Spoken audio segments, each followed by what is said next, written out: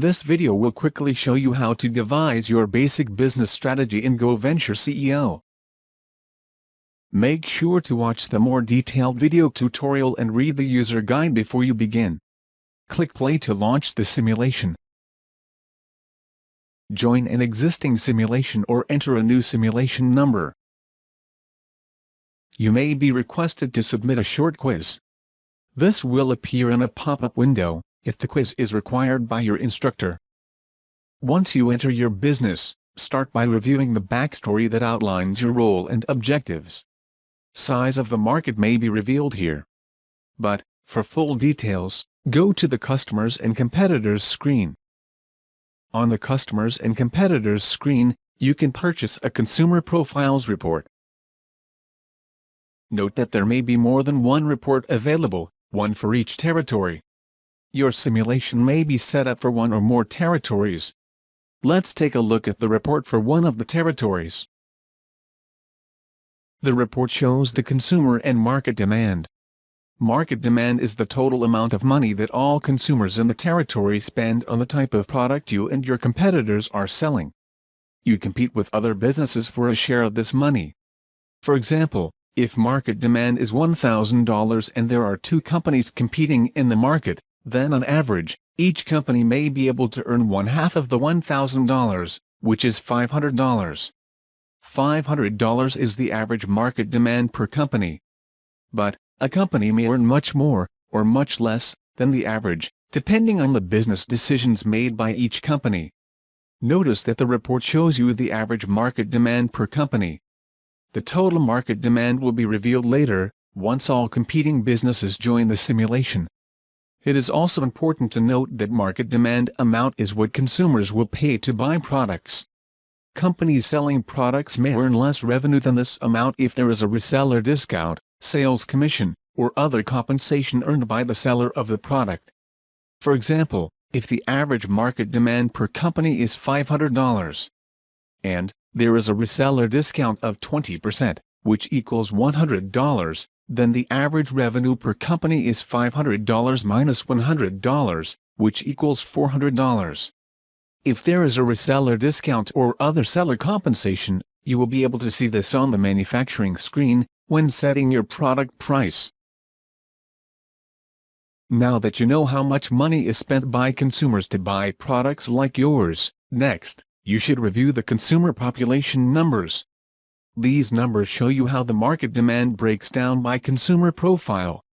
What's a consumer profile? When consumers have several competing products to choose from, each consumer will buy the product that best matches their desired price, brand, and features. Consumers that buy similar products are considered to have the same consumer profile. For example, one consumer may want to buy a car that has the most luxurious features, while another may want to buy a car that is lowest priced. These two consumers have different profiles and, therefore, are segmented into different groups. You can see the various consumer groups here.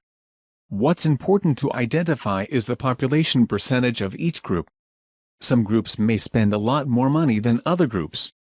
For example, if the consumers who buy luxury cars are only a small percentage of the market demand of those consumers may not be large enough to support several competing products. Or, if the population percentage is high, this could mean that there is an opportunity for more competing products. Now that you know how much money is spent by consumers, next, you have to figure out the type of products consumers want to buy. Are consumers interested in a low price? Are they interested in a company with a strong brand? Do they desire specific product features? These factors contribute to which products consumers will buy. The factors that influence consumer purchasing decisions can be discovered by reviewing the consumer psychographics. Psychographics tell us how the consumer thinks and what they find important when making a purchase decision. The Consumer Profiles report shows us this information here. For example, we can see here that consumer group number 10 is completely price conscious. This means they are going to purchase the lowest priced product in the market, regardless of brand or features. On the other hand, consumer group number 9 wants luxury and is willing to pay extra for it. For your strategy, you have to decide which consumers you will try to attract. Keep in mind that each consumer group may represent a different percentage of the market demand. Once you know the market demand, you can use that number to help with pricing and forecasting how many units of product you might be able to sell. For example, if the average market demand per company is $1,000, and you set your product retail selling price to $200, you can estimate that you might sell 5 units. Keep in mind that there is no preset price that consumers are expecting to pay for your product. Price expectation is based on supply and demand, including how attractive your products are compared to those offered by competing businesses.